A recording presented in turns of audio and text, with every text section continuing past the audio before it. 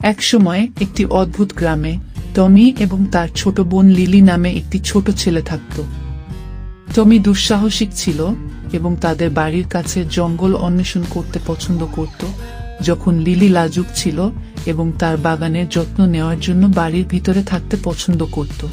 এক রৌদ্রোজ্জ্বল বিকেলে টমি লিলিকে তার সাথে একটি দুঃসাহসিক অভিযানে যোগ দিতে রাজি করল, যাতে বনের গভীরে গুজব একটি গুপ্তধন খুঁজে পাওয়া যায়।